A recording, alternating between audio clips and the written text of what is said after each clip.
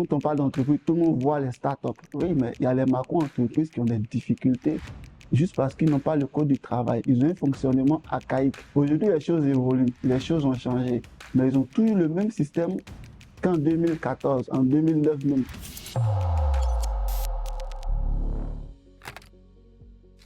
Je suis Cyril Nyombley, actuellement community manager dans une boîte. Auparavant, livreur, étudiant, livreur, chef d'entreprise. Bon, ça n'a pas bien marché et aujourd'hui, community manager.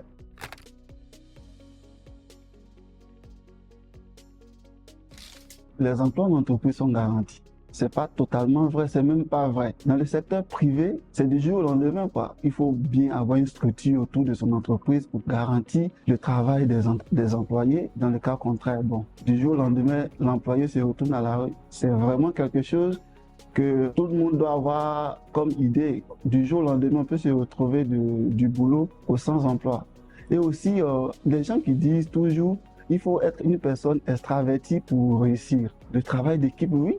Parler avec les autres, oui, mais il y a des gens qui avancent bien dans la vie, qui pèsent les difficultés, mais qui sont introvertis. Ça existe.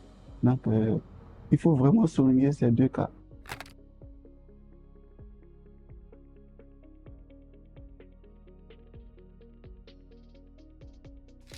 Moi, je vais d'abord, premièrement, aux informations. Avant de postuler, je me renseigne qu'est-ce qu'il me faut avant de postuler. Donc, les compétences à chaque emploi sont différentes.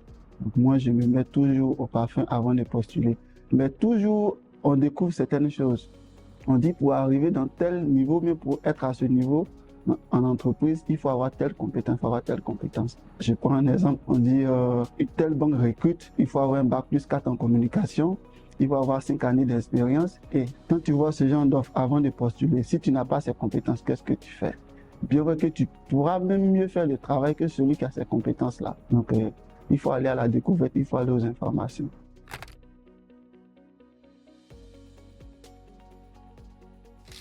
On ne parle pas des salaires impayés, on ne parle pas des plaintes des employés, on ne parle pas tout de suite de comment sont traités les employés en entreprise. On fait plutôt la promotion de l'entreprise.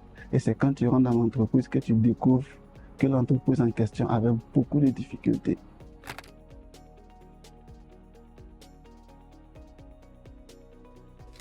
Il faut préciser que les entreprises doivent respecter le code du travail. S'ils ne connaissent pas le code du travail, qu'ils cherchent le code du travail.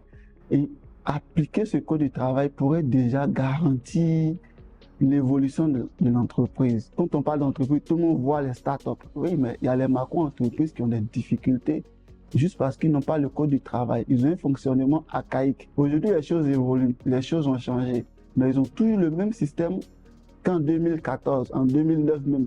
Donc, il faut vraiment revoir ça. Il faut s'actualiser surtout.